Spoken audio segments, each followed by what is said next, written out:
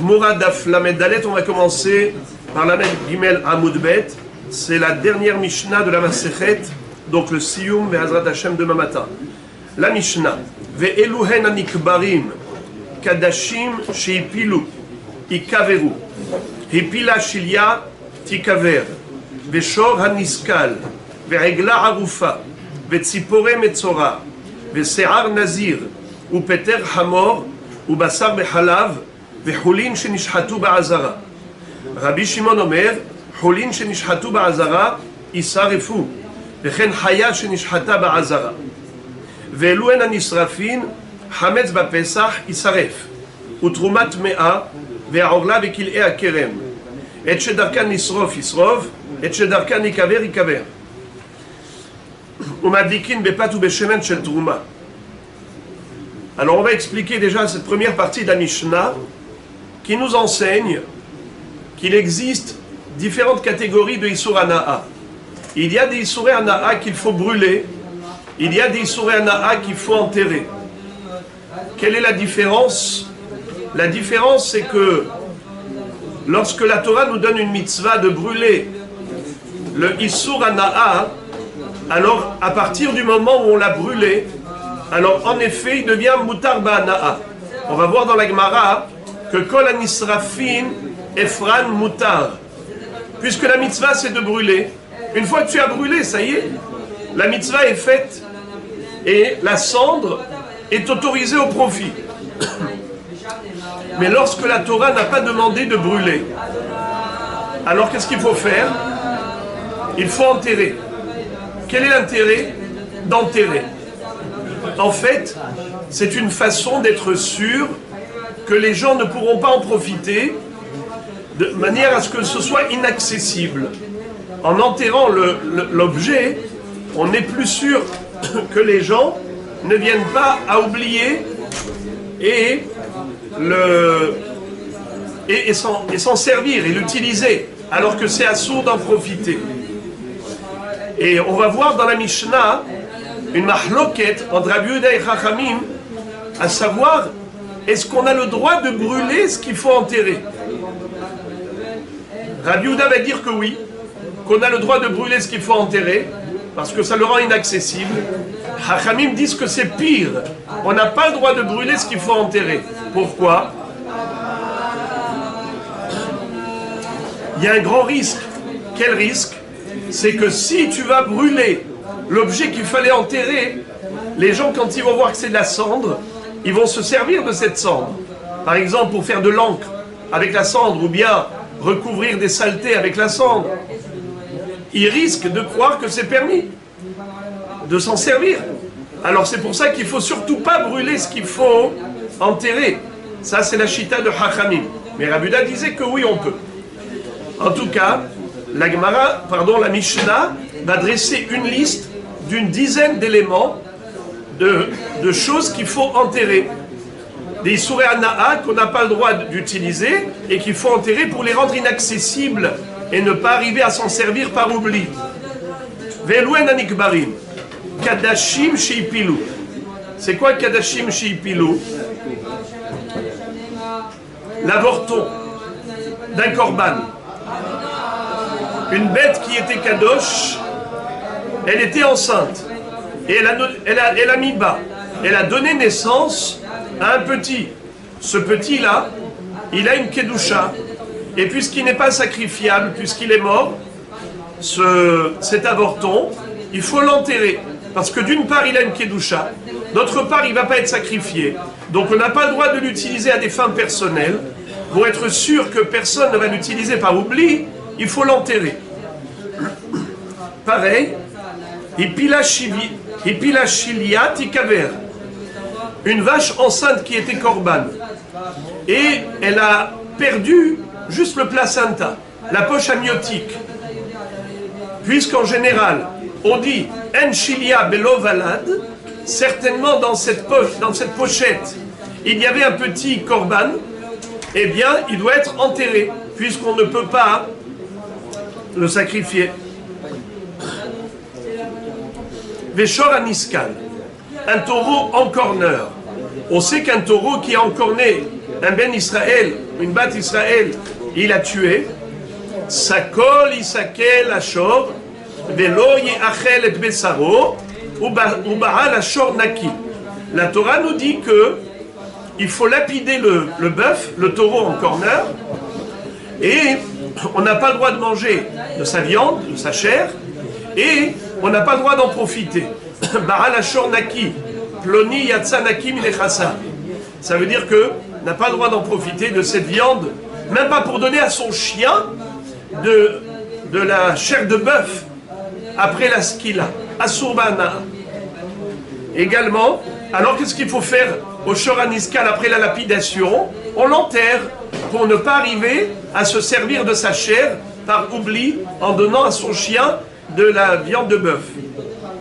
Veregla arufa. C'est la jeune génisse dont la nuque a été rompue. On sait que si on a trouvé un cadavre et on ne sait pas qui est-ce qui a tué cet homme, alors on doit mesurer la distance entre le corps du défunt assassiné et les villes voisines. Et la ville la plus proche de ce cadavre devra apporter Regla Arufa. Et les Ekenim de la ville la plus proche vont devoir rompre la nuque. Les Kofitz, avec une machette, ils vont devoir trancher la nuque de cette jeune génisse. Avec toute la procédure que vous connaissez, qui est décrite à la fin de Parashat Shoftim. Ils vont devoir se laver les mains et faire une déclaration en disant « On n'a pas vu l'assassin et on n'a pas vu non plus cet homme qui, s'il était venu chez nous, on l'aurait accueilli, on l'aurait hébergé, on l'aurait entretenu. Yadenu le shafro et adamazé, ve'enenu le raou, kaper le amicha Israël, asher padita. » Et c'est comme ça que le Beddin vont devoir prier pour qu'Akadosh Baruch Hu pardonne à Israël. Pourquoi? Hachamim disent est-ce qu'il est possible d'envisager un tel cas que le Beddin aurait assassiné cet homme? Non. Et là, chez l'Oraïnou, Patarnou, Blo Mezonot ou Blo Levaya. La Kavana que on n'a pas versé son sang, même de manière passive, de non-assistance à personne en danger, en voyant un étranger qui est passé par là, et qu'on l'a laissé partir sans manger, sans boire, sans accueil. Eh bien, la régla Arufa, elle est interdite au profit. Qu'est-ce qu'il faut en faire? Il faut l'enterrer. Vetsipore Metzora. C'est pour ça que je me demande si j'ai fumé.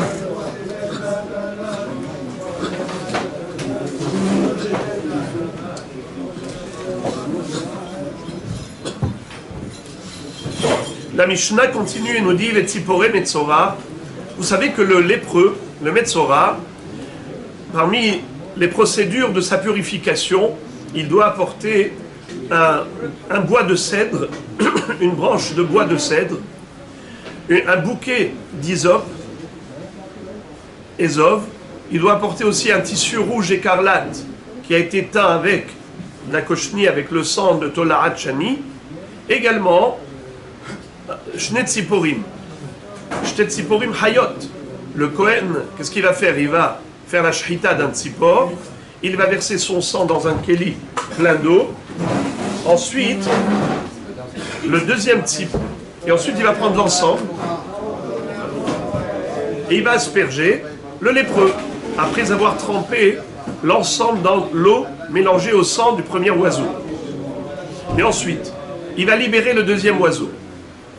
Après l'avoir libéré, on nous dit la chose suivante. L'oiseau libéré, bevadaï qu'il est moutar ba'ana. Il est moutar même ba'achila. Lo amra Torah shalach letakala.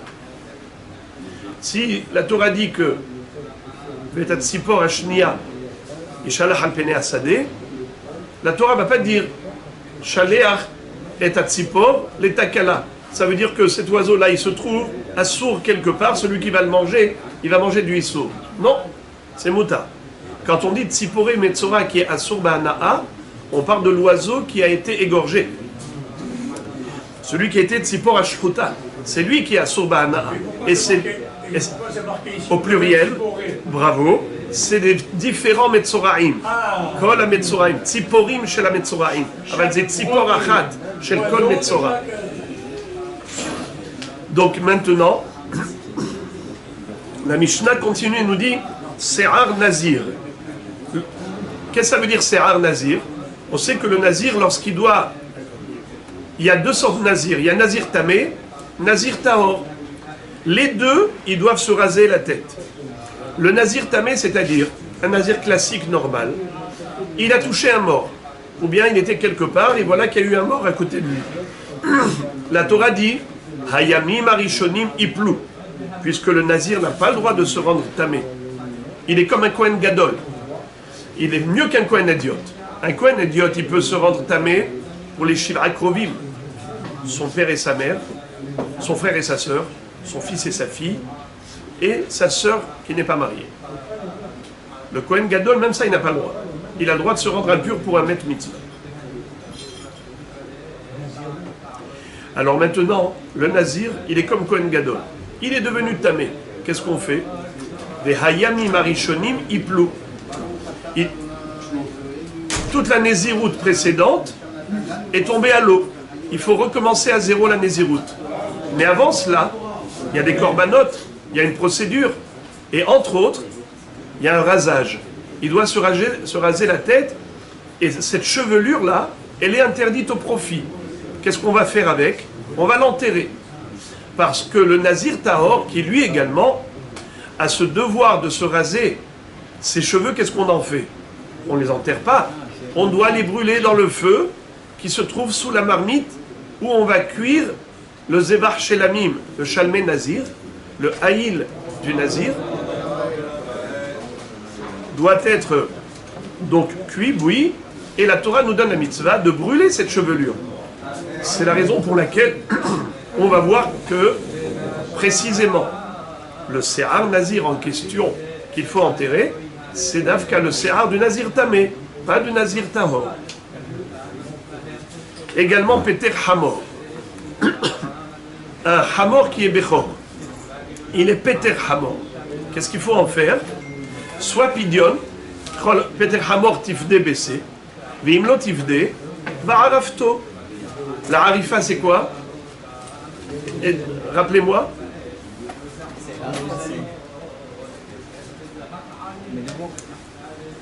C'est la rupture de la nuque de ce Hamor. D'accord? On sait que le Hamor rappelle Mitzrayim. Le Hamor rappelle Mitzrayim. Et Peter Hamor, le Bechor du Hamor, c'est le Bechoré Mitzrayim. Et Imlot Ivde Va'aravdo.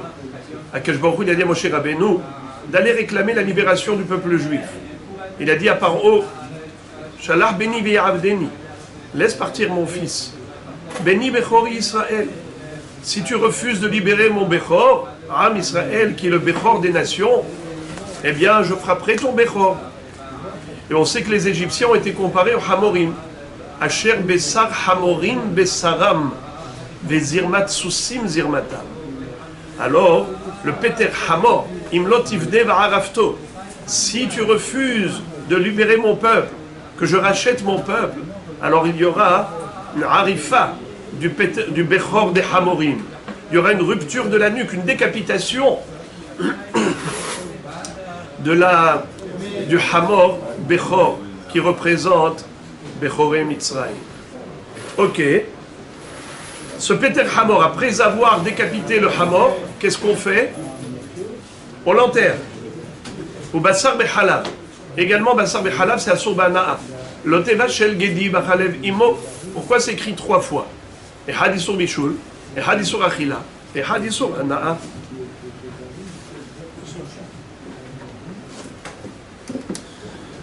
Ou Peter Hamor Tifde Bessé. Ou Bassar Bechalav. Et Choulin Shenishchatu Ba'azara. C'est quoi Choulin Shenishchatu Ba'azara? Par erreur, qu'est-ce qui s'est passé? Allez-y.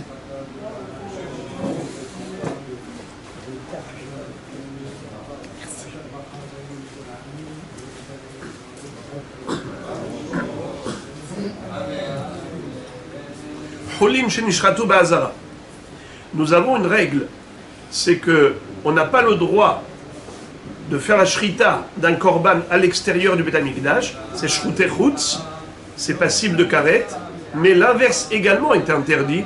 On n'a pas le droit de prendre une bête rouline profane et lui faire la shrita dans le Beth Amikdash alors qu'elle n'est pas korban, choulin shenishhatu ba'azara. Quel est le din maintenant de la viande d'une bête qui était choulin et qui a subi la shrita dans la hazara du Beth Amikdash? Elle est interdite au profit. Certains disent que c'est Midera Banan, certains disent que c'est Minatora. En tout cas, qu'est-ce qu'on en fait?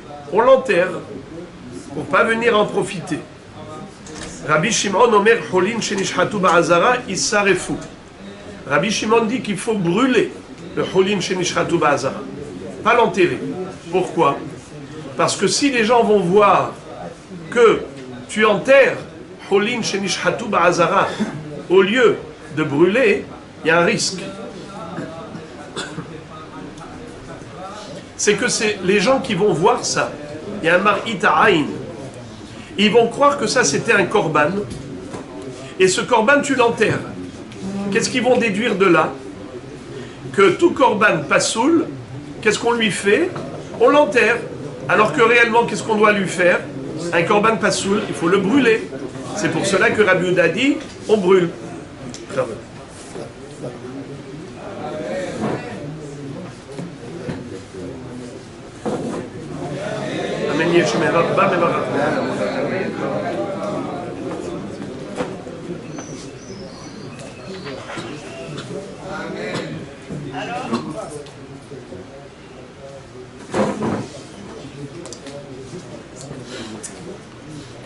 Vechen haya shenishhata ba'azara.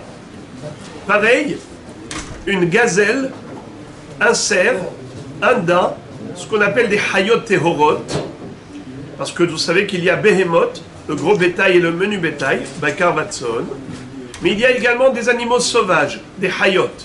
Et parmi les hayot, il y a celles qui sont tehorot, qui sont propres à la consommation, qu'on a le droit de manger, comme par exemple ayal, tsevi, yahmo, ako, dishon, théo, zamer.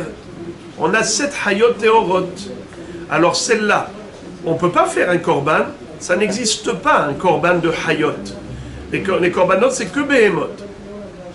Malgré tout, Rabbi Shimon va dire qu'en effet, quelqu'un qui a fait la shrita d'une haya tehora dans le Beth Amikdash, ce qu'on appelle choulin shenishchatu ba'azara, il faut brûler. C'est bizarre. Pourquoi faut-il brûler?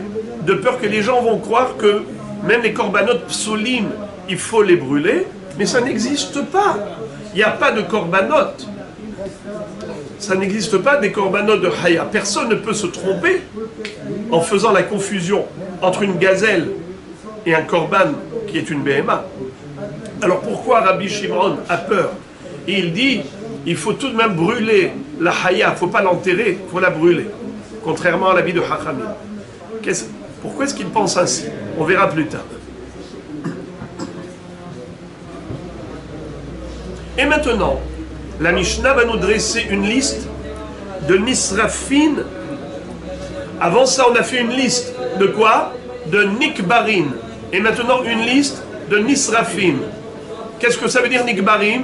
Ce sont les Surana'a qu'on n'a pas le droit d'en profiter. Et de peur qu'on arrive à en profiter, qu'est-ce qu'on fait? On l'enterre pour rendre inaccessible.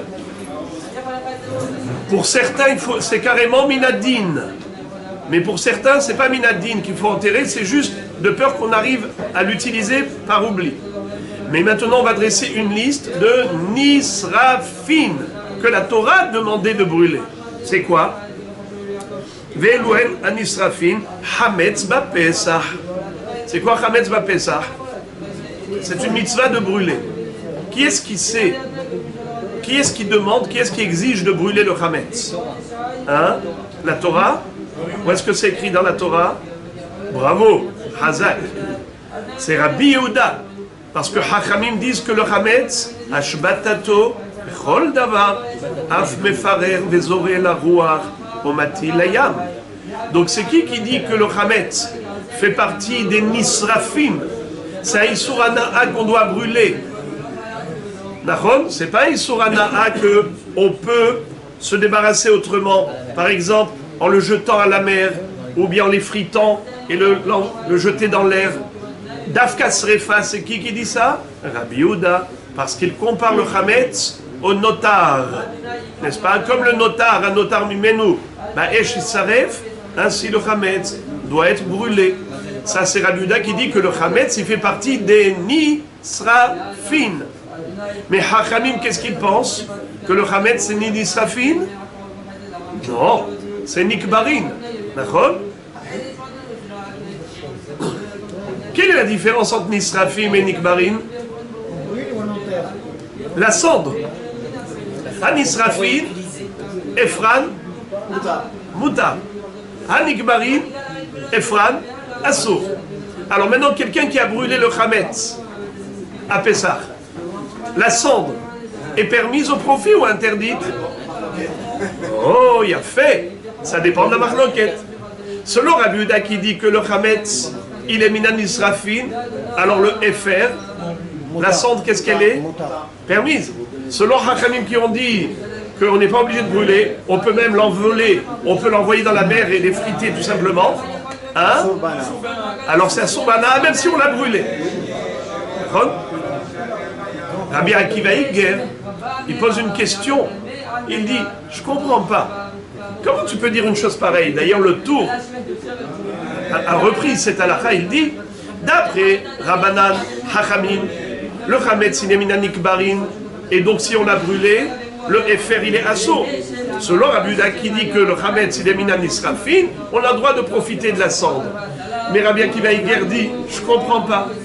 Pourquoi Nisrafin Efran Mutar? Pourquoi lorsque un objet qui a Soubana'a, dès qu'on l'a brûlé, et que c'est une mitzvah de brûler, tu dis qu'il y a le droit de profiter de la cendre?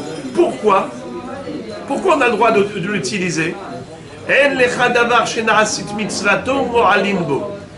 Dès qu'on a brûlé quelque chose qui avait une mitzvah de brûler, il n'y a plus de Issour Hana'a. Mais quand c'est Nikbarin, il n'y a pas une mitzvah de brûler.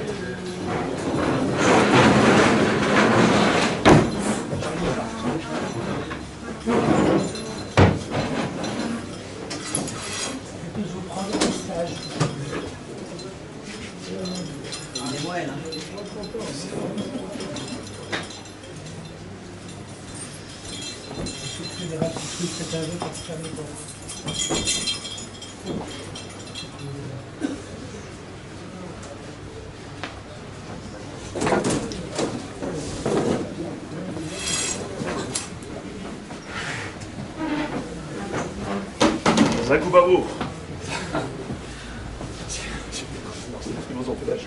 Oui.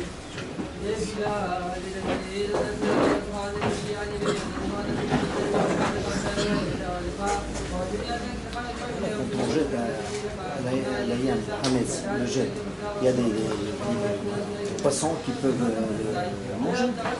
C'est pas grave, nous on ne profite pas. Il y a Sourbana, on le brûle. Non, Si c'est un Sourbana. je ne profite pas si je le jette au poisson. Qu'est-ce que je profite? Il faut le détendre. On peut le détendre.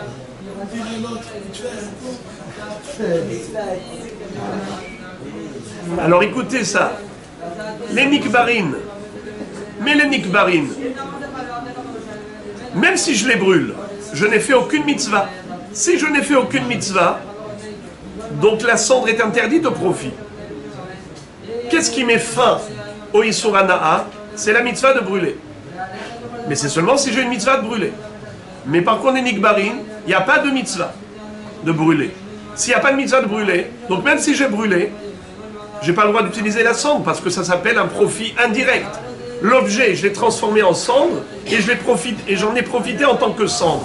Mais la cendre, c'est un dérivé de l'objet qui était interdit au profit.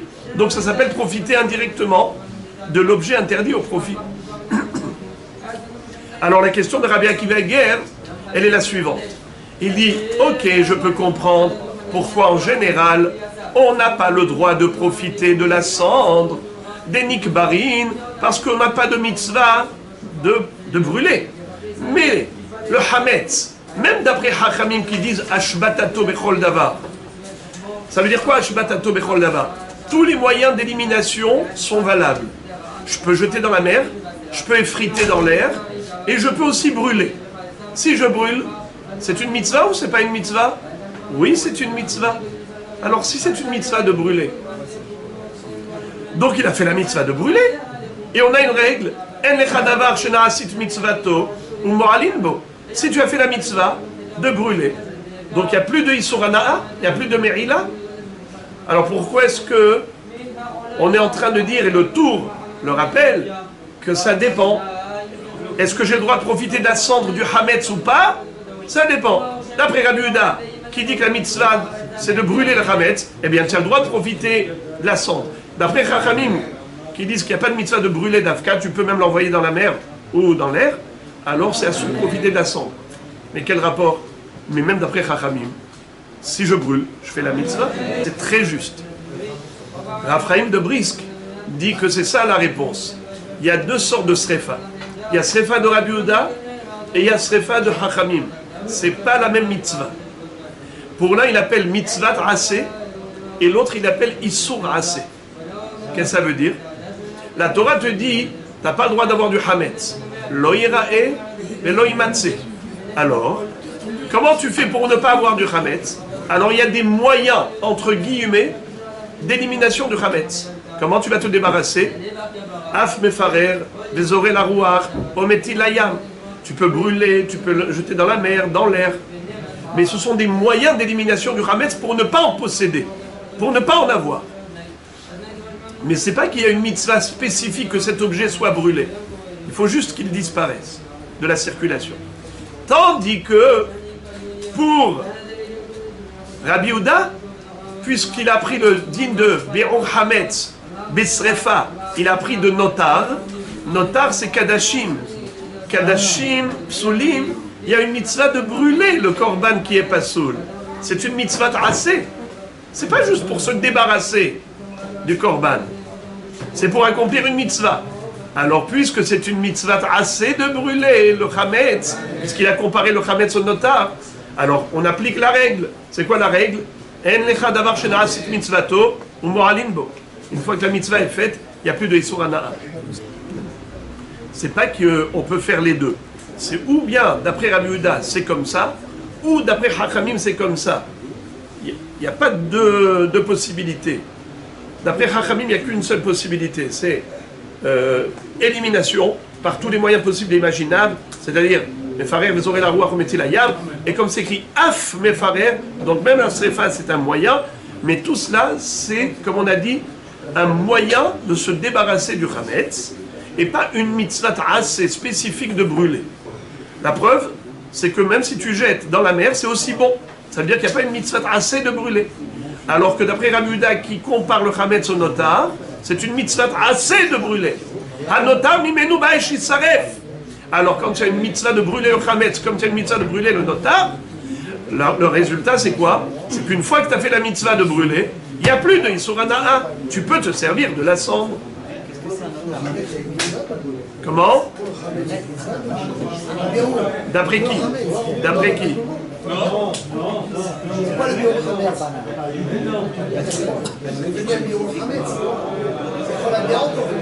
Où c'est que c'est écrit Be'or Hametz dans la Torah? Ah oui, c'est la question. Non, je vous pose une question. Vous commencez votre question à partir d'un a priori. Je vous demande sur quoi vous appuyez pour dire que dans la Torah il y a écrit Be'or Hametz. Où est-ce que c'est écrit? Dans la Torah il n'y a pas écrit Teva Haru. Dans la Torah c'est écrit Arbayom Arishon Tashbitu Seor Mibatechem. La Hashbata, c'est quoi Hashbata? Hachamim on dit Hashbatato Bechol Davar. La Shbit c'est neutraliser. La neutralisation du Hametz peut se faire par plusieurs moyens. Af mefarer vezorer la ruach ometi layam, et même par bitul Hametz. Comme ça dit Rashi. Mi deloktiv tevaharu et la tashbitu. Ashbata ballev yashbata. Même dans le cœur, on peut faire bitul Hametz, abandonner le Hametz, et ça s'appelle aussi la mitzvah de Tashbitu. Hein? Exactement. C'est que Rabbi Yehuda qui pense ainsi, comme c'est écrit dans la Mishnah du deuxième Pérec de Maseret Psachim d'Afraf Aleph. Rabbi Yehuda Omer, En bi'or hametz ela srefa. Aval hachamim omrim, ashbatato bechol davar, af mefarer vezore la ruach umetil hayam. Arshav. La Mishnah continue de nous dresser la liste des nisrafim, des surada'a dont on ne peut pas profiter, mais dont on a l'obligation de brûler. Troumat Mea. Oteze Troumat Mea. Le Kohen, on a une mitzvah de lui donner la terouma. De quoi? Eh bien de la récolte. Que ce soit des céréales, que ce soit de l'huile d'olive ou du vin. Je lui ai donné de l'huile d'olive par exemple. Et voilà qu'elle était au contact d'une source d'impureté. Par exemple un reptile mort. L'huile d'olive est devenue maintenant Asur Ba'achila. Le Kohen qui devait manger la terouma avec doucha, maintenant que la terouma elle est il ne peut plus la manger. Qu'est-ce qu'on en fait? Il faut la brûler. Ou bien par exemple, ces fruits que je lui ai donnés comme le vin ou les... comment on appelle ça? Les fruits que je lui ai donnés comme terouma. C'était mouillé et ensuite ça a touché un reptile mort. Eh bien ça devient tamé, il faut brûler. Là j'ouvre une parenthèse pour vous dire que ça, c'est pas un Issour Ba'ana'a. C'est un Issour Achila, mais c'est pas un Issour Hana'a. Le Kohen n'a pas le droit de manger la terouma de Teme'a. Mais il a le droit d'en profiter. D'où on apprend, c'est un pasouk. Va'ani, hine, natati lecha, et mishmeret terumotai. Bishte terumot akatuv medaber. Aha teruma tehora, ve'aha teruma teme'a. Natati lecha, lecha, lehasika tahatav shilcha. Qu'est-ce que ça veut dire? Si, par exemple, le Kohen a besoin d'allumer son fourneau, il a besoin de combustible, il peut utiliser la terouma tme'a comme combustible. De toutes les façons, il faut qu'il la brûle. Autant profiter du feu. Au moment où il la brûle, il met sa marmite sur ce feu. Ou bien, par exemple, il a besoin d'un éclairage. Il peut prendre une veilleuse, mettre dedans de l'huile de terouma tme'a. Cette huile est impure. Il ne peut pas la manger parce qu'elle est terouma tme'a, mais il peut en profiter. Comment? Car au moment où il a mis dans la veilleuse, la flamme de feu va liquider cette huile, puisque c'est le produit inflammable, c'est le combustible. La halakha est la suivante, c'est qu'il a le droit d'éclairer sa maison avec cette huile de terouma tme'a. C'est pour ça que c'est écrit le mot lecha. Vani ine natati lecha et mishmeret terumotai. Lecha shelcha. Lecha lehanatra ultovatra. Tu peux en profiter. Vous savez que les fruits que donne un arbre pendant les 3 premières années sont des fruits interdits, pas seulement ba'achila, mais même au profit. Et le hidouche, c'est que ces fruits-là, il faut les brûler. Il faut les brûler, d'où on apprend par comparaison avec qu'il est à Kerem. C'est quoi qu'il est à Kerem? Le mélange de raisin avec céréales. C'est-à-dire que si j'ai planté des céréales dans un vignoble, des céréales à côté du vignoble, et bien maintenant tout ce mélange-là deviendra interdit. Ça s'appelle qu'il est hakerem, hartzan, hita ou seora benapolet yad, ou bien par exemple il les a plantés ensemble, ces garinim, ces grains. Il a fait qu'il haïm, mais pas n'importe quel qu'il haïm.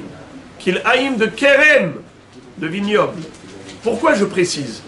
Parce que même le qu'il haïm, de n'importe quel mélange, même si ce n'est pas du vignoble, par exemple, des prunes et des pêches. Il en a fait des brugnons. Est-ce qu'on a le droit de faire de tels croisements, de telles greffes? C'est assourd. Je n'ai pas le droit. C'est écrit Sadecha, Lotizra, Kil Haïm. Mais le résultat, les brugnons qui ont poussé, il y a des brugnons qui ont poussé de ce mélange. Est-ce que j'ai le droit de manger les brugnons? Réponse oui. Je n'ai pas le droit de faire la greffe, de faire le croisement. Mais Bedi Avad, si ça a été fait, il n'y a pas d'interdiction à consommer le produit de ce croisement.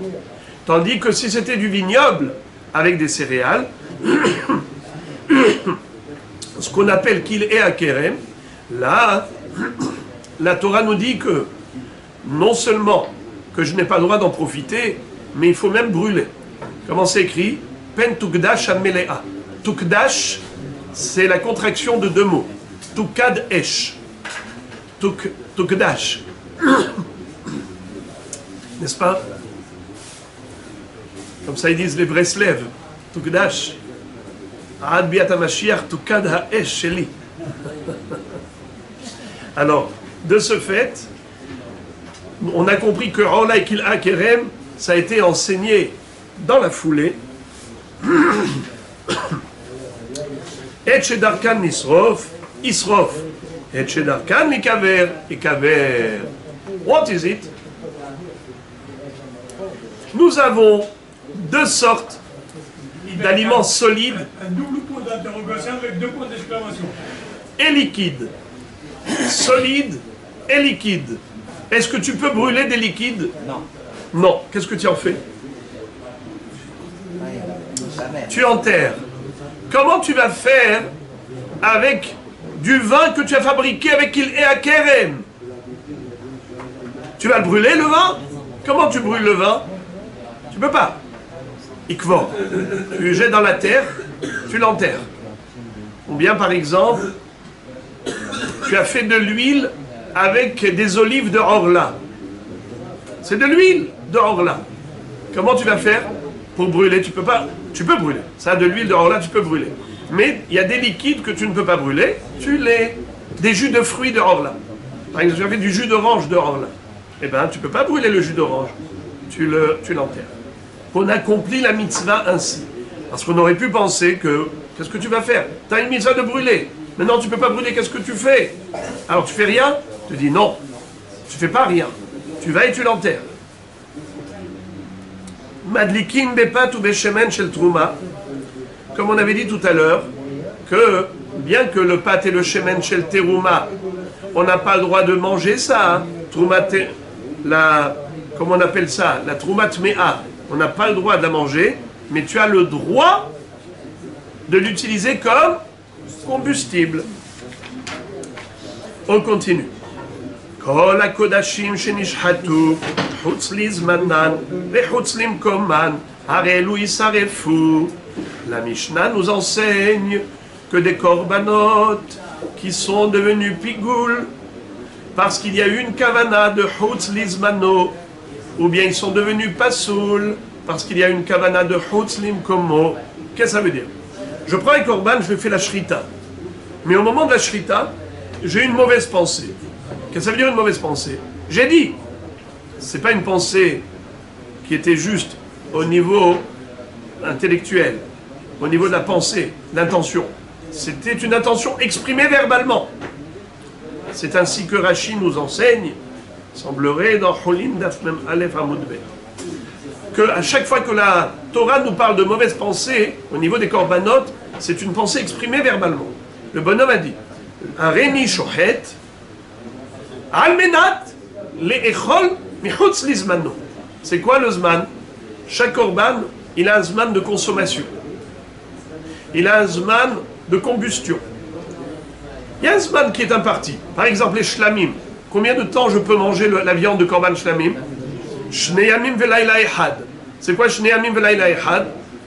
Yom, Laila, Yom. Le jour de la Shrita, de la Krava, la nuit qui suit et le lendemain, jusqu'à la tombée de la nuit, pas plus. Au-delà de ce Zman, ça s'appelle Notar. Et si au moment de la Shrita, j'ai eu l'intention de manger la viande dans 3 jours, ça s'appelle Marchevet Chutz Lizmano. Quel est le résultat des courses? Eh bien, maintenant, ce korban, il est devenu pigoul, abomination. Est-ce que maintenant, ce korban, j'ai le droit de manger maintenant, par exemple, aujourd'hui, et j'ai regretté d'avoir une mauvaise pensée? Est-ce que je peux manger? Trop tard.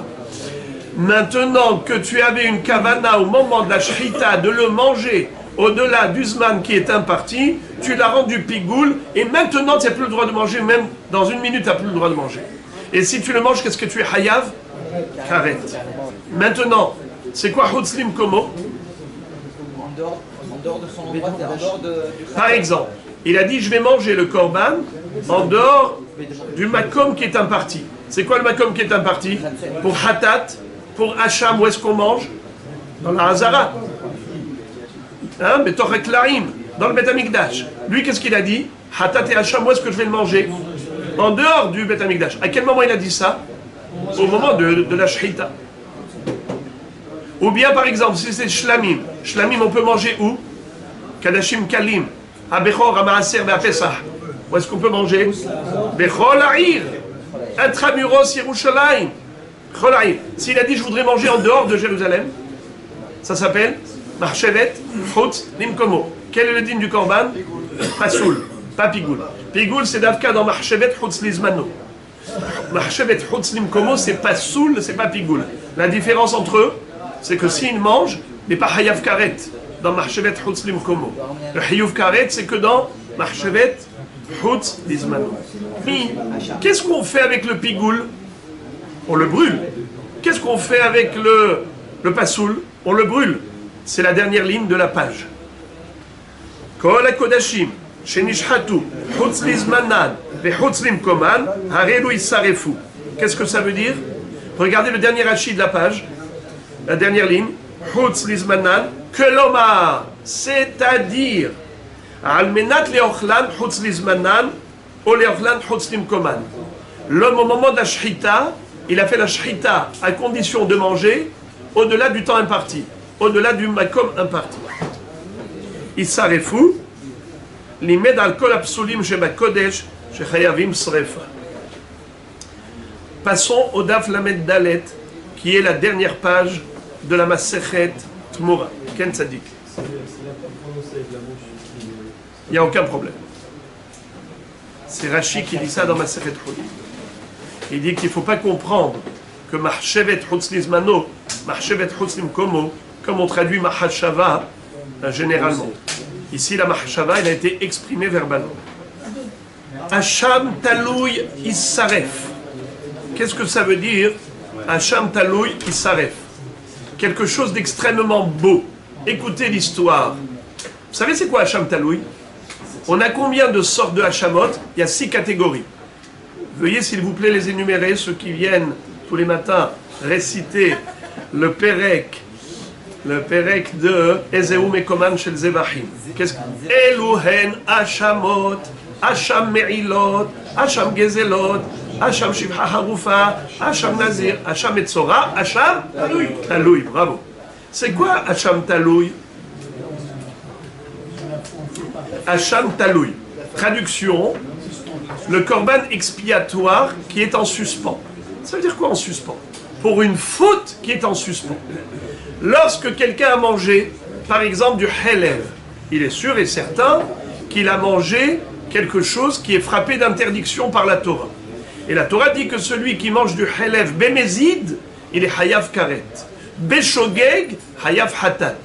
D'ailleurs, les amis, je vous le dis en avant-première, demain, Be'ezrat Hashem, nous commençons la nouvelle Masechet, Masechet Keritut. Elle commence par quoi? Elle commence par nous énumérer 36 sortes de Averot qui sont passibles de karet. 36 catégories de Averot que celui qui commet cette infraction bémézide, sciemment, volontairement, eh bien il est hayav karet. Akadosh Baruch Hu va lui retrancher de la communauté d'Israël, c'est-à-dire qu'il va mourir prématurément, Chas v'Shalom, et parfois même ses enfants, parfois même dans l'Olam Haba. Karet, il y a différents niveaux. En tout cas, quelqu'un qui a fait cette Avera, mais Beshogeg, par inadvertance, Chas v'Shalom, c'est pas un rachat qui fait Bémézid, il a oublié. On verra toutes sortes de shgagot. Qu'est-ce qu'il doit faire? Il apporte un korban hatat pour se faire pardonner. Parce que même Beshogeg, c'est une Avera. Quelqu'un qui considère la Avera comme quelque chose de grave, eh bien même par inadvertance, ça ne lui arrive pas de commettre cette infraction. Comme on voit que les gens ne font pas par erreur rentrer leurs mains dans le feu. Pourquoi? Pourquoi par erreur tu n'as pas mis ta main dans le feu? Parce que je fais attention. Quand je fais attention, eh bien, je ne me trompe pas. Nachon. Alors écoutez les amis. Lorsque quelqu'un, avec certitude, a commis l'infraction Beshogeg, par rapport à une Avera que s'il avait fait de Bémézid, il aurait été Hayav Karet, alors il doit apporter un Korban Hatat pour se faire pardonner de ce Shogeg. En hébreu, c'est une formule. Kol Shezedono Karet, Shigegato Hatat. Kol Shezedono Karet, Shigegato Hatat. C'est ce qu'on va apprendre demain, Bezrat Hashem, dans la Sechet Kritut. Mais maintenant, parlons du cas de figure suivant. Imaginez-vous, j'ai devant moi 2 morceaux de graisse. Voyez-vous? Moi, j'ai pris un morceau, je l'ai mangé. J'étais sûr que les 2 morceaux étaient cachers. Arrive quelqu'un et me dit, tu sais, il y avait parmi les 2 morceaux une graisse permise et une graisse interdite. Laquelle tu as mangé? Il me dit, je sais pas. Je lui dis, je sais pas, moi j'ai mangé un morceau, j'étais sûr que c'était cachère. Il dit, mais ça ne va pas, il y avait là-bas un morceau qui n'était pas cachère. Alors maintenant, ce monsieur, comme il ne sait pas s'il a mangé du halal interdit ou pas, ça fait que s'il a fait la avera de manger du halal, ça fait qu'il a mangé du shuman. Shuman, c'est de la graisse cachère. Qu'est-ce qu'il doit faire puisqu'il a un safek? Dans la mesure où, s'il était certain, il aurait dû apporter un korban hatat. Maintenant qu'il est incertain, qu'est-ce qu'il doit apporter, korban? Hacham talouy. Hacham talouy. Un korban hacham par rapport à une avera qui est talouy. Peut-être oui, peut-être non. Écoutez maintenant, et là vous allez sourire. Il a apporté le korban hacham talouy au Bet Hamikdash. Le shochet a fait la shrita. Arrive le Kohen avec son kéli. Il recueille le sang. Après la shrita, le sang gicle dans le kéli du Kohen. Qu'est-ce qu'il doit faire le Kohen maintenant? Il va aller asperger les coins du Mizbeach. Korban hatat. Ou korban hacham talouy. Et qu'est-ce qu'on fait avec les graisses? On les brûle sur l'autel, sur le Mizbeach. Qu'est-ce qu'on fait avec la viande? Ce sera mangé par le Kohen, par les Kohanim. Et voilà que, dès qu'il y a eu la shrita, et que le Kohen a recueilli le sang dans le Mizrak, et il est prêt à être Zorek et Adam, arrive quelqu'un avec une très bonne nouvelle, et il vient et lui dit, tu sais, l'information que tu avais eue, elle est erronée. Celui qui t'a dit que dans les 2 morceaux, il y en avait un qui était là, du helev interdit, il s'est trompé. En fait, les 2 morceaux, c'était du shuman kasher. C'était pas du helev interdit du tout.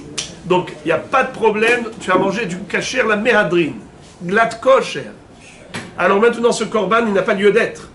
Hacham talouy, c'est lorsqu'on a un safek, lorsqu'on a commis une infraction ou pas. Mais là, si tu es sûr et certain que tu n'as commis aucune faute, tu ne vas pas apporter un hacham talouy. Le problème, c'est qu'on a déjà fait la shrita de ce korban hacham talouy. Mais on n'a pas encore fait zrikat adam. Regardez, 2 minutes rabotaille, je vous invite à lire la première ligne de Rashi. D'Aflamet Dalet, la première ligne. Hacham talouy issaref. Qu'est-ce qu'on va faire avec ce korban hacham talouy qui n'a pas lieu d'être, puisqu'il s'avère que cet homme n'a pas du tout fauté?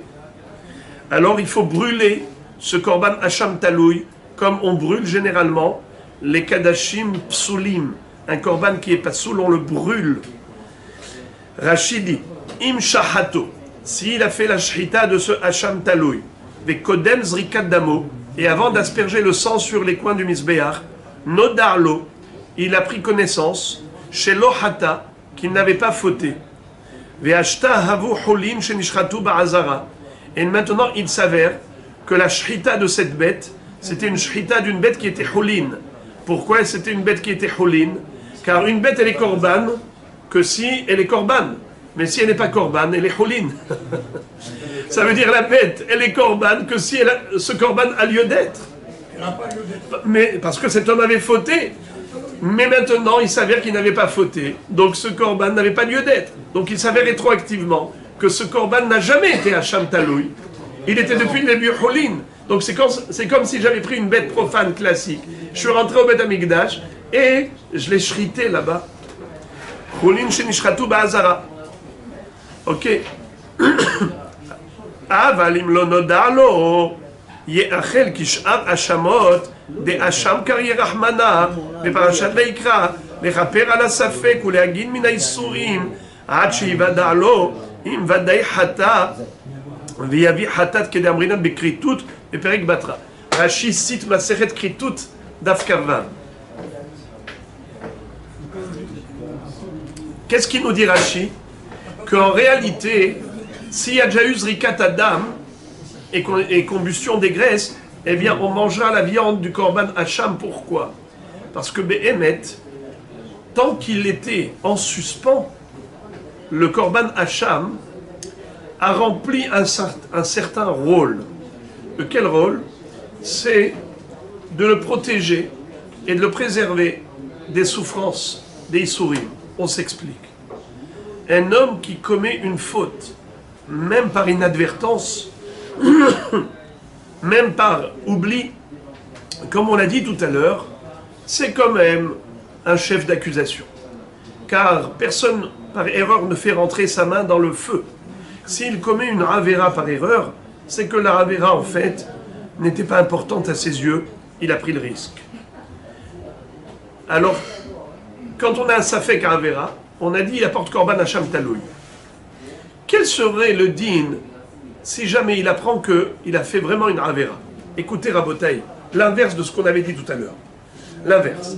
Avant on avait dit ce monsieur a apporté Hacham Talouy et finalement il s'avère qu'il n'a pas fauté. Maintenant je vous demande le contraire. Un homme il apporte Hacham Talouy et finalement il s'avère qu'il a fauté avec certitude. Ça veut dire qu'au début il savait pas ce que vraiment il a fauté ou pas. Après ça on lui dit tu sais les deux morceaux c'était du Helem. Pas seulement un des deux. Les deux. Donc, tu as mangé Vadaï Helem. Dites-moi, les amis. Est-ce que ça lui suffit, le Hacham Talouy? Non, bravo. Il apportera un deuxième Korban. Korban Hatat. Parce que maintenant, le Hacham Talouy, c'était une Avera qui était incertaine. Mais Tlouya, bravo. C'était Talouy. Peut-être oui, il a fauté, peut-être non. Puisque la Avera était en suspens, alors le Korban, c'était aussi un Korban par rapport à une Avera en suspens, Hacham Talouy. Mais dans la mesure où il s'avère qu'il a fauté avec certitude, alors il faut qu'il apporte maintenant un Korban Hatat. Ça ne lui suffit plus, le Hacham Talouy. C'est ce que dit la Gemara dans Kritout Daf Kaf Vav. Et donc nous disons comme ça. À quoi servit alors le Hacham Talouy? Pourtant, il a sacrifié un Korban. Pourquoi ne dirait-on pas que même dans la mesure où il s'avère que sa Avera était certaine, eh bien que le Hacham Talouy ait réparé cette faute. Réponse, le Hacham Talouy, son effet, il n'est que provisoire. Ça le protège en attendant. Ça le protège des souffrances célestes en attendant de clarifier sa situation. Mais s'il s'avère qu'il a réellement fauté, eh bien il faut qu'il apporte le Korban Hatat qui lui est expiatoire par rapport à une faute certaine. Alors là, c'est ce qu'on dit. Même maintenant, c'est vrai que finalement il s'est avéré qu'il n'avait pas fauté, mais étant donné que la Zrikat Adam a été faite au moment où nous pensions qu'il avait fauté, cette Zrikat Adam a été faite dans le cadre de la halakha. Laquelle halakha? Qu'il fallait le protéger des Issourim. Alors la viande sera mangée comme si c'était un vrai Korban Hacham, des Hacham Karyer Rahamana. La Torah appelait ce Korban Hacham. Donc tu manges le Korban Hacham. Ce n'est que si on s'est rendu compte de la réalité avant Zrikat Adam, alors ce Korban ne s'est jamais appelé Hacham, puisqu'il n'y a pas eu de Zrikat Adam encore. Voilà, Rabotaï, certaines subtilités par rapport au Korban Hacham Talouy. Rabbi Yehuda Omer Ikaver. Qu'est-ce que ça veut dire Ikaver?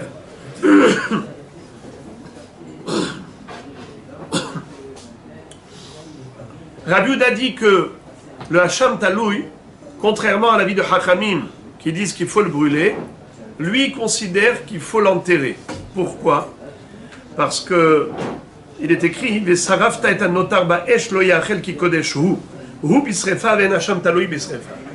Il déduit du mot hu qui est écrit dans le notar. On sait que le notar, c'est-à-dire la viande qui reste d'un korban non consommé, on l'a pas mangé dans les temps, alors il faut brûler le reste de la viande.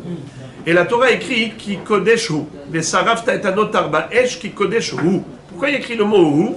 Rabbi Yehuda déduit du mot hu bisrefa ve'en hasham taloi bisrefa. Donc, contrairement à l'avis de Hachamim qui exige la srefa du corps, du hasham taloi, qui s'est avéré être un korban qui n'avait pas lieu d'être, c'est Holin Barazara. Rabbi Yehuda dit, tu ne le brûles pas, tu l'enterres. Encore une mahloket. Hatat ha'of haba'a ala safek. Tisaref. Rabbi Yehuda Omer yatilena la ama. Qu'est-ce que ça veut dire? Hatat ha'of. Il y a, vous le savez, une possibilité d'offrir des corbanotes, pas uniquement d'origine animale, pas uniquement d'origine végétale, mais même des volailles. Des volailles telles que les colombes ou les tourterelles, Shtetori Moshne Benayona, ça peut servir de corbanote. Par exemple, la yoledette, une femme qui a accouché, 40e jour après la naissance d'un garçon, ou 80 jours après la naissance d'une fille, elle doit apporter, entre autres, aussi korban yoled. Alors, il y a Shtetori Moshne Benayona, et had le olav et had le hatat. Hatat Arof. Quel est le din s'il s'est avéré que le Hatat Arof ne devait pas être sacrifié? C'était une erreur. Qu'est-ce que je fais avec ce Arof? Normalement, le Hatat Arof, il est mangé par qui? Par les Kohanim. Après la Zrikat Adam, Mitsui Adam, le Kohen, qu'est-ce qu'il fait avec ce Arof? Il le mange. Hatat Arof, il le mange. Comment d'ailleurs on procède pour la shrita? Bravo. Il n'y a pas de shrita avec un couteau dans le Beth Amikdash. Les Ofot, on leur faisait melika. C'est quoi melika? Âme sensible, s'abstenir. Le Kohen laissait pousser l'ongle. Il avait un ongle qui était long. Et il introduisait dans la nuque de la volaille. Et il allait rompre la nuque, il allait jusqu'au bout, à l'œsophage ou la trachée, et il allait donc couper la trachée et l'œsophage. Ça s'appelle Melika. Est-ce que quelqu'un qui ferait Melika aujourd'hui à Raouf, il peut le manger? Non. Comment ça s'appelle? Nevela. Et pourtant, dans le Beth Amikdash, le Kohen mangeait bien ça. Pourquoi? Puisque c'est l'abattage rituel dans le Beth Amikdash, c'est comme ça qu'il fallait faire. Eh bien, le Kohen, il peut manger. Au contraire, il doit manger. Mais la même Melika, elle se ferait dans un cadre différent, pas dans le Beth Amikdash, c'est tout juste une Nevela. Et ils vont qui reviennent avec la Alors, maintenant, c'est quoi l'histoire de notre Mishnah? Hatatarov haba'a ala safek. C'est quoi cette histoire? Hatatarov haba'a ala safek. On a un safek, est-ce qu'il fallait apporter ce hatatarov ou pas? Maintenant que il s'avère qu'on n'a pas besoin, alors on brûle ou on l'enterre, la même mahloket. Regardez s'il vous plaît Rashi. Troisième des grandes lignes. Hatatarov kegon isha shehipila. Une femme qui a fait une fausse couche. Safek vlad, safek eno valad. On a un safek, est-ce que le petit, l'avorton, est-ce que c'était un vlad? C'est-à-dire il y avait vraiment un petit fœtus, ou bien est-ce que c'était juste du rouah, ce qu'on appelle un œuf clair? D'accord? Peut-être qu'il n'y avait pas de petit bébé dedans. Alors, s'il y avait un petit bébé, elle a une dîne de Tum'at Yoledet. S'il n'y avait pas de petit bébé, il n'y a pas de Tum'at Yoledet. Quelle est la différence entre Tum'at Yoledet ou pas Tum'at Yoledet? La différence, est-ce qu'il faut apporter les corbanotes qu'une yoledet, qu'une femme accouchée, doit apporter. Si je dis que dans cette chilia, il y avait un valade, ça veut dire qu'elle avait avorté d'un petit fœtus qui était en réalité un embryon qui était déjà formé, donc elle a forcément le statut de yoledet, et par voie de conséquence, toutes les halachot de yoledet lui incombent. Elle doit apporter aussi hatat yoledet. Mais s'il s'avère que c'était un œuf clair, donc évidemment, il n'y a pas de korban hatat à apporter puisqu'elle n'est pas yoledet.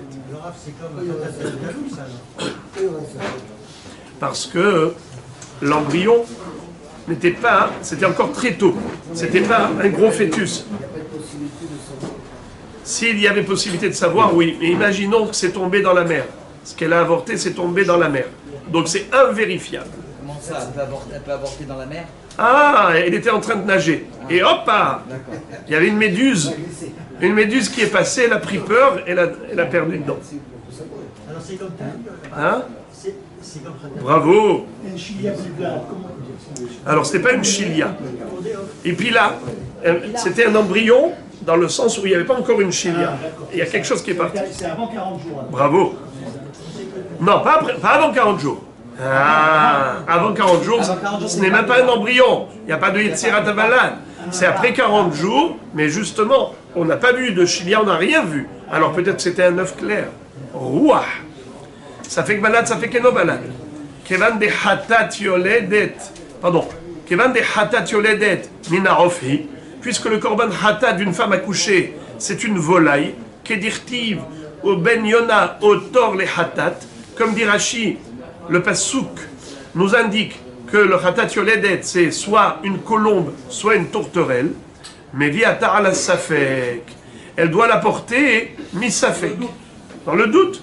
Deo'il ve'enan nikteret, lo'ich patlan, izarigdam ala safek, puisque de toutes les façons, il n'y a rien qui est brûlé sur l'autel de la volaille. On ne brûle pas de volaille sur l'autel. Il y a juste le sang qui est, comment on appelle ça, comprimé. On comprime la volaille sur le mur du misbéa et il y a le sang qui coule. Alors, lo'ich patlan, ça ne nous dérange pas. Izarigdam ala safek. Si on a fait la zrikat adam de la volaille, misafek. Ve'enan echelet. Attention, Monsieur Cohen, ne mange pas de ce safek hatat. Parce que si tu es vadai hatat, si c'était vadai hatat, mais vadai que tu manges. Mais comment le Cohen peut manger une volaille qui a subi Melika? Il n'y a pas eu de shhita. S'il y avait une shhita, alors mazir patera, qu'il mange, mimanafshar, ou c'est hatat ou c'est houlin. C'est hatat, et bien voilà, c'est houlin, et bien voilà, il a eu shhita. Mais on ne fait pas de shhita. Hatatarof, on fait que Melika. Si on fait Melika, alors si c'est Hatat, Hatat requiert Melika, donc il peut manger en tant que Korban Hatat. Mais s'il s'avère que cette femme n'avait pas accouché, pardon, n'avait pas avorté d'un embryon, d'un fœtus qui était formé, puisqu'il n'était pas formé, donc ce n'était pas une Leda. Donc s'il n'y a pas de Leda, elle n'est pas Yoledet. S'il n'y a pas de Yoledet, il n'y a pas de Hatatarof. S'il n'y a pas de Hatatarof, qu'est-ce qu'elle a apporté? Stam, un Rof qui est Choulin. Et de ce fait, puisque cette volaille, elle a subi quoi? Pas Shhita, mais Melika. Donc c'est mamash une Nevela pour Monsieur Cohen. Comment Monsieur Cohen va manger ce Rof-là, qui n'a pas le statut de Hatat? C'est la raison pour laquelle il ne mange pas. On fera la procédure de Zrikat Adam, parce que là, il n'y a aucun inconvénient de faire Zrikat Adam à la Safek, mais il ne mangera pas. Des schémas l'ovalad haya, parce que peut-être ce n'était pas un fœtus. Vehulin hizo. Et cette volaille, elle a un statut de hulin au lieu de statut de hatat. Ou nevelahi. Pourquoi c'est une charogne? Des en hulin echalin bimlika. Parce que une volaille qui est hulin requiert shhita et pas melika. Vetisaref. C'est pour cela que qu'est-ce qu'on va faire avec cette volaille? On la brûle. De'avale kishar kodashim psulim. C'est considéré comme n'importe quel korban qui est pasoul. Ou b'masechet nazir yalfinan shapir de hatatarov ba'ala safek. Dans Masechet Nazir d'Afkaftet nous indique Rashi, on apprend que le Hatat Nazir pardon, excusez-moi, le Khatat Ha'of peut être offert misafek, comme Hacham Taloui. Et donc nous avons exactement la même achloquette que pour Hacham Taloui. Si finalement il s'avère que il n'avait pas lieu d'être, qu'est-ce qu'on en fait? Alors, Rabbi Uda dit Ikaver, Hachamim dit Isaref. Pareil là aussi. Rabbi Uda, Omer, Yatilena la Amar. Pour Tanakama Hachamim, qu'est-ce qu'on en fait? Isaref. Et pour Rabbi Uda, qu'est-ce qu'on en fait? Yatilena la Ama. Pas Ikaver, la Ama. C'est quoi Ama? Ama, c'est Amatamaim. On sait que dans le Beth Amikdash, il y avait un canal d'eau qui traversait le Beth Amikdash. Ça s'appelait Ama. Et c'est d'ailleurs là-bas qu'on envoyait tout le sang des corbanotes et ainsi de suite. Ça se déversait dans le Nahal Kidron, et les jardiniers allaient même utiliser cette eau pour arroser leurs champs, et ensuite le sang qu'il y avait des corbanotes qui se trouvaient dans cette eau allait servir même d'engrais. Et les Ganim allaient même payer quelque chose, et ainsi de suite. Donc nous voyons que Rabbi Uda, pareillement, il va dire qu'on ne va pas brûler le Khatat Ha'of, qui est Pasoul, Yatilena la Hama. Qu'est-ce que ça veut dire? On allait l'envoyer dans le canal d'eau, et évacuer comme ça le Khatat Ha'of dans le courant d'eau de ce canal. Mais en effritant cette volaille qui avait été abattue précédemment, de manière à la faire disparaître. Regardez s'il vous plaît Rashi. Yatilena la Hama. Amatamaim enverrait de Barazara. Le canal d'eau traversait l'enceinte du Beth Amikdash. Viyotza le Nahal Kidron, et ça allait se déverser dans le fleuve qui s'appelle Nahal Kidron. Ve'aïde de'or rachu mitmakmek ve'eno omed ve'kilu achamaim. Étant donné que la volaille c'est plus tendre qu'un animal, eh bien ça allait s'effriter, les fibres allaient s'effriter et donc disparaître dans le courant d'eau avec le temps. Donc, en d'autres termes, il n'y a pas de combustion de cette volaille qui est entre guillemets Cholin Barazara. Peut-être Cholin Barazara. Rabbi Uda Omer Yatilena la Ama. Kol hanikbarin lo yisarefu vechol hanisrafin lo yikaveru. Rabbi Uda Omer im ratza leachmir al atzmo ולשרוף את הנקברים רשאי. אמרו לו, אינו מותר לשנות. מחלוקת חכמים ורבי יהודה à propos du procédé. Est-ce qu'on a le droit d'intervertir les procédures? À savoir, on a dressé deux listes, Nikbarin et Nisrafin. Il y a deux sortes de Issurana'a. Des éléments qui sont interdits au profit. Eh bien, il y a ceux qui sont destinés à être brûlés, et il y a des choses qui sont interdites au profit, et qui sont destinées à être enterrées, inhumées. Question, est-ce qu'on a le droit d'intervertir, de faire l'inverse, de brûler ce qu'on devait enterrer, ou d'enterrer ce qu'on devait brûler? Hachamim disent pas du tout. Rabbi Uda dit, pourquoi pas? Kol hanikbarim lo yisarfu, kol hanisrafim lo yikabru. Rabbi Uda omer im ratza leachmir. On n'a pas le droit d'enterrer ce qu'il fallait brûler, mais on a le droit de brûler ce qu'il fallait enterrer, selon Rabbi Uda. Pourquoi Hachamim interdisent et lui disent non, eno mutar les chanot? Pourquoi est-ce qu'on n'a pas le droit de brûler ce qu'il fallait enterrer? Eh bien, je vous l'ai déjà dit tout à l'heure. C'est que le risque, selon Hachamim, c'est que l'homme utilise ses cendres après la combustion, en pensant que voilà, ça y est, ce n'est plus le même objet. L'objet qui était interdit au profit, je l'ai brûlé. Alors c'est bon. En effet, s'il y avait une mitzvah de brûler, il aurait pu utiliser les cendres. Mais étant donné qu'il n'y a pas de mitzvah de brûler, alors même s'il a brûlé, on n'a pas le droit d'utiliser la cendre. Pourquoi? Parce que ça s'appelle un profit indirect. Tu profites indirectement de l'objet. Puisque initialement, tu n'avais pas le droit de profiter de cet objet, alors bien que tu lui as fait subir une transformation physique, avant c'était un objet, maintenant c'est de la cendre. Mais cette cendre, tu l'as obtenue comment? En brûlant l'objet qui est interdit au profit. Ça s'appelle que tu profites indirectement de l'objet. Alors, on ne peut pas t'autoriser de brûler un objet qu'il fallait enterrer parce qu'il risque d'utiliser les cendres. Donc, il faut obligatoirement l'enterrer. Ça, c'est Hachamim.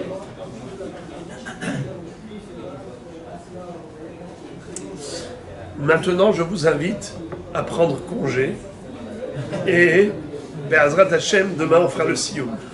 C'est Hashem.